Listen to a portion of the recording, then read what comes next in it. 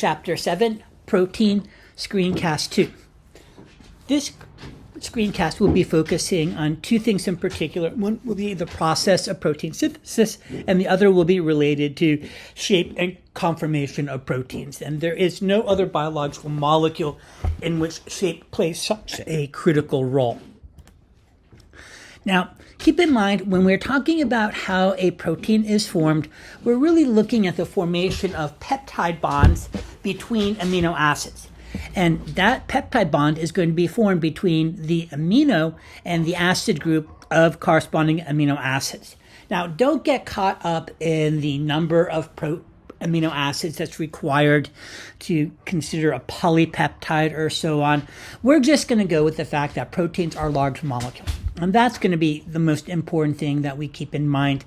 Now, when it does come to digestive processes, then we'll actually look at dipeptides and tripeptides and things like that. But once again, remember, that is going to be related to the digestion and the absorption of proteins overall.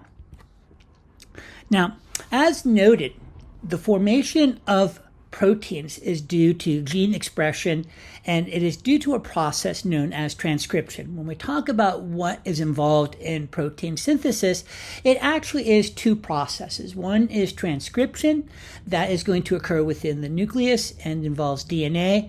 And then we're going to have translation, and that is when the messenger RNA that was actually produced within the nucleus makes its way out to the protein factory or the ribosomes, and the protein is produced based on the information in DNA or the codons. So keep in mind, when we talk about DNA, we're really focusing on all of the directions necessary to produce a given protein. And a gene basically is a segment of DNA that is coding for a protein. And you're probably familiar with the term codons, and that's actually what is happening during the process of transcription. So let's take a look at this process overall.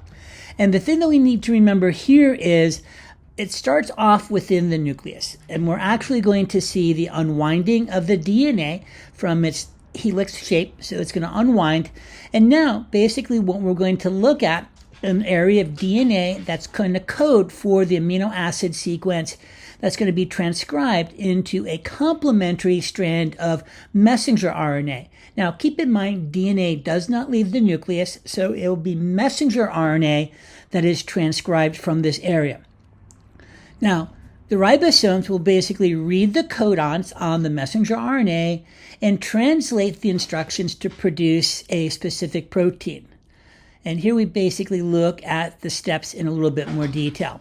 So part A, we actually see the protein synthesis begins at a specific starting point indicated by the codon AUG, the initiation complex, and this forms when the ribosomal subunits and the first transfer RNA molecule locks into a strand of messenger RNA.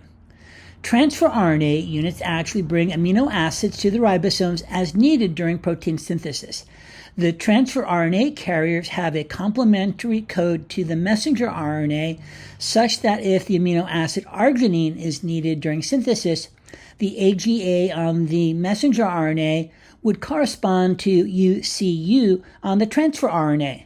Numerous transfer RNA carriers are present during protein synthesis to continually supply the ribosomes with the needed amino acids to carry out the process. ATP is used to supply the energy needed to activate the transfer RNA in order to form each new peptide bond. Protein synthesis continues by adding one amino acid at a time to the growing polypeptide until you get to a specific stop codon, and that is when the polypeptide will be released from the ribosome and it's now a complete protein. So we can actually see this process here. Now, the thing to remember here is transcription takes place in the nucleus. It involves the unwinding of DNA, and that is where we actually see the information from DNA transcribed into messenger RNA.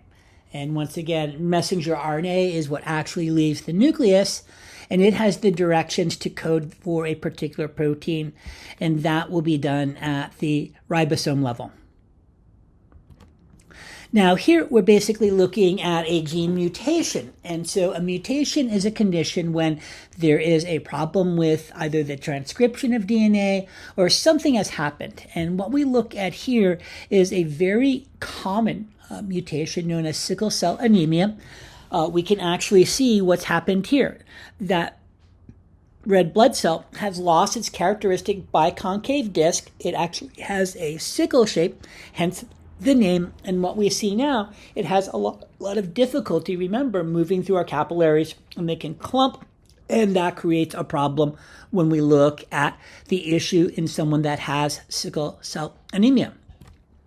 Now, as noted at the beginning, probably one of the most important factors to keep in mind is the shape of a protein. And all proteins will have, at a minimum, 3 levels of structure. Some proteins will actually have a 4th level, and we'll address that. Now, the first level of structure is going to be the primary. I like to refer to this as the boxcar level of structure. Kind of imagine a train. So that train is basically made up of boxcars that are linearly connected to each other. And so that's all the primary structure is. That is the sequential order of amino acids. But what's important here is this ultimately determines the shape of the protein. The secondary structure is basically made up of 2 potential shapes. You could have a pleated sheet or a helix. And so those would be one thing to keep in mind. And the important thing to remember here is basically that this shape is maintained by hydrogen bonds. And remember, we want to think of hydrogen bonds as a weak attractive force. Then we have the 3rd level, and this is tertiary structure, and this is actually the 3-dimensional folding of the protein. And this ultimately determines the overall shape and the function of the protein. Once again, this is also going to be held together by hydrogen bonds. Now, some proteins that are made up of multiple polypeptides have a 4th level, and that is the quaternary structure. And once again, this is going to be multiple polypeptides acting together to form this particular protein. And the classic example is hemoglobin. Now, I want to get back to hydrogen bonds because it really is important to remember that they're not very strong. They are considered to be, in biology, an attractive force.